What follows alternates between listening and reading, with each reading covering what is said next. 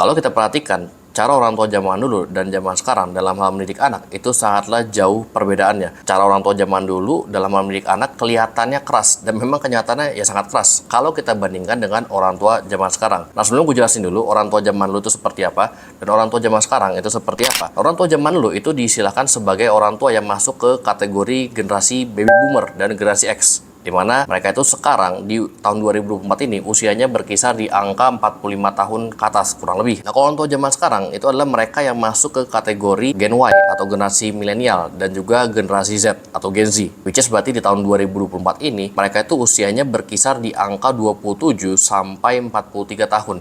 Ya, meskipun ada juga yang memang masih umur 25 tahun sekarang, ya 23, 22 itu sudah menikah, ya tapi mostly yang gue lihat itu 27 sampai 43. Nah, kenapa tadi gue bilang cara mendidiknya beda antara orang tua zaman dulu dengan zaman sekarang? Nah, kita mesti tahu satu hal bahwa cara orang berperilaku, cara orang bersikap, cara orang menyikapi suatu hal, cara orang bisa bertindak dan menyikapi ketika ada perselisihan antara dua orang atau lebih, bagaimana mereka bisa netral dan bersikap objektif, itu sangat dipengaruhi oleh dua hal. Ya, yang pertama adalah keluasan wawasan, yang kedua adalah kedewasaan emosionalnya. Nah, dua hal ini, keluasan wawasan dan kedewasaan emosional, itu sangatlah beriringan. Orang bisa menjadi dewasa secara emosional karena mereka tahu atau mereka punya wawasan yang luas tentang cara berpikir, cara bertindak, cara bersikap, cara menghargai orang lain, caranya memiliki kepribadian yang baik, caranya menumbuhkan karakter yang baik, dan seperti apa. Itu karena apa? Karena memang tadi zamannya semakin hari semakin berkembang. Maksudnya apa? Kita tahu bahwa zaman dulu yang namanya ilmu pengetahuan itu sangat susah, sangat sedikit, sangat minim, dan aksesnya pun susah. Nah, kalau zaman sekarang ilmu pengetahuan itu sudah sangat banyak, ya sudah sangat banyak, sudah sangat luas, dan aksesnya pun mudah. Kita bisa googling, kita bisa browsing tentang, kalau misalkan gue bisa sebut itu dengan life skill atau life learning gitu ya. Jadi tentang semua hal kehidupan kita bisa pelajari dari internet, tentang cara menjadi orang tua yang baik gitu ya. Nanti semua studi literaturnya keluar tentang caranya bersikap kepada anak, tentang caranya mengayomi sebuah keluarga, itu semuanya udah keluar. Nah, tapi kalau zaman dulu itu sangat minim. Jadi apa yang diandalkan? Ya, kalau zaman dulu itu diandalkan dengan pengalaman yang mereka alami waktu orang tua zaman dulu mereka masih kecil. Mereka dididik dengan keras, mereka dididik dengan sangat keras, mereka didik bahkan mungkin sampai mampus, ya itu nggak apa-apa. Tapi itu kan zaman dulu gitu. Tapi ketika di zaman sekarang, orang tua yang generasi Y dan generasi Z ini, ketika mereka akan bertindak keras atau bersikap keras, atau bahkan mungkin sekedar mengeluarkan kata-kata yang keras kepada anak-anak ya, mereka mungkin akan berpikir 2, 5, sampai 10 kali, bahkan ribuan kali. Karena mungkin berpikir, ini kalau gue ngomong ini, bener nggak ya? Ini kalau gue bertindak seperti ini, bener nggak ya? Mereka akan cross-check ke buku-buku, materi-materi, atau mungkin hasil-hasil browsing yang udah mereka baca-baca. Ya, tadi itu untuk Gen Y dan Gen Z. Nah, sekarang apa kaitannya dengan judul konten ini?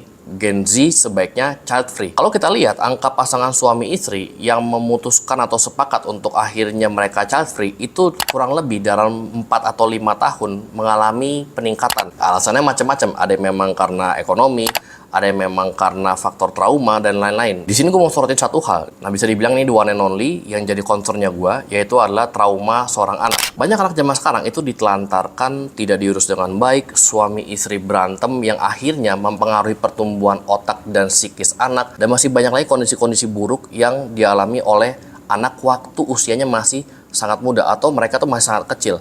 Ya, bahkan itu dialami, terhitung mereka usianya itu masih ya anak baru lahir. Nah, akhirnya apa? Anak tersebut tumbuh dengan berbagai negativitas yang ada di otaknya.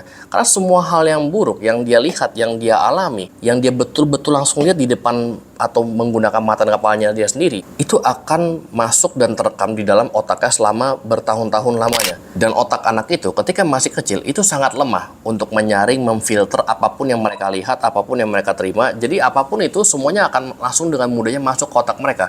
Beda halnya dengan orang yang sudah dewasa, orang yang sudah mungkin 15 tahun, 17 tahun, 20 tahun bahkan lebih. Ketika ada hal yang buruk, mereka bisa menyaring, oh ini bisa disikapi dengan baik. Ketika ada hal yang baik, mereka bisa menerimanya dengan cara yang bijak. Jadi beda ya antara anak kecil dengan anak dewasa. Nah, kita sebagai pasangan yang masih muda, ya mungkin sini banyak banget yang nontonin video gue yang masih pasangan muda-mudi bertengkar atau mungkin sering yang namanya cekcok segala macam, berselisih. Tapi coba pikirkan, ini akan berdampak ke anak. Dan kita memikirkan ke sana nggak? Atau kita berpikir cuman ya udah debat aja sama suami istri. Akhirnya dampaknya ke anak kita nggak pernah pikirkan. Nah, ini gue pikir ya memang harus menjadi concernnya Gen Z. Gen Z dan Gen Y yang mungkin akan menikah gitu ya, pikirkan baik-baik. Apakah akan child free atau tidak? Memang ini jarang banget dipikirkan. Biasanya berpikirnya apa? Tentang oh gimana pernikahannya, sewa gedungnya, biaya ini, biaya itu harus dipikirkan. Tapi ada hal yang lebih penting.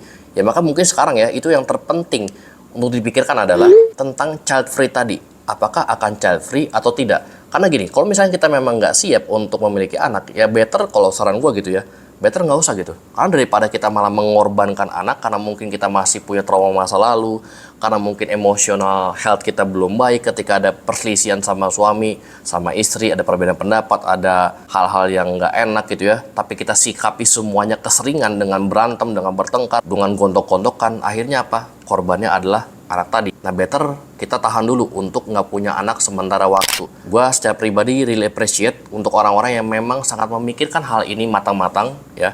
Atau bahkan mungkin memang ya udah kita sepakat untuk child free karena mereka memang nggak siap mungkin. Gue sangat appreciate gitu ya. Karena sebaik-baiknya keputusan adalah keputusan yang didasari dari pertimbangan-pertimbangan yang dipikirkan bersama-sama dengan pasangan kita. Jadi jangan asal sekedar bertindak karena melihat oh orang lain punya anak, kita punya anak juga yuk gitu. Nggak kayak gitu ya. Orang lain ternyata punya anak 2, 3, banyak anak, banyak rezeki, ngikutin, nggak kayak gitu. Tapi keputusan di dalam keluarga, keputusan antara suami dan istri punya anak atau enggak itu harus betul-betul dipikirkan dengan baik-baik.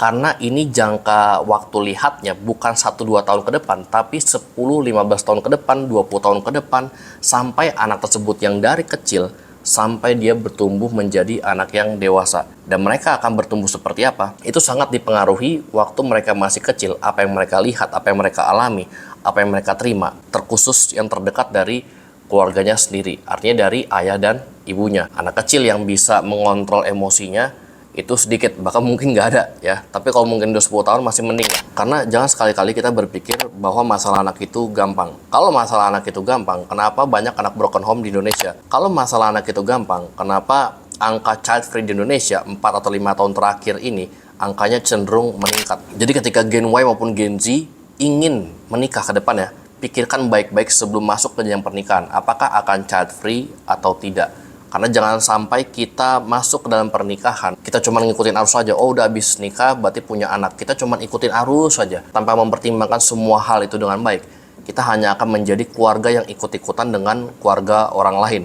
Kita hanya akan menjadi keluarga yang ikut-ikutan dengan budaya yang ada tanpa melihat, mengkritisi, mempertimbangkan hal-hal yang paling mendasar terkait dengan ini sebaiknya punya anak atau enggak. Dan kalau misalkan memutuskan ingin memiliki anak, ingin memiliki momongan, pikirkan baik-baik bagaimana harus bertumbuh dengan emotional health yang sehat. Pikirkan bagaimana ketika ada permasalahan, ada perselisihan, suami istri harus bisa meredam diri, suami istri harus bisa menahan emosinya untuk tidak bertengkar, apalagi kita lihat anaknya sendiri, karena itu akan bisa merusak tadi otaknya dan psikisnya, dan itu akan mempengaruhi tumbuh kembang si anaknya. Jadi apapun yang kita lakukan, apapun yang kita putuskan di dalam pernikahan sebagai suami dan istri, itu pikirkan baik-baik. Jangan sampai Gen Z salah langkah dalam pernikahan.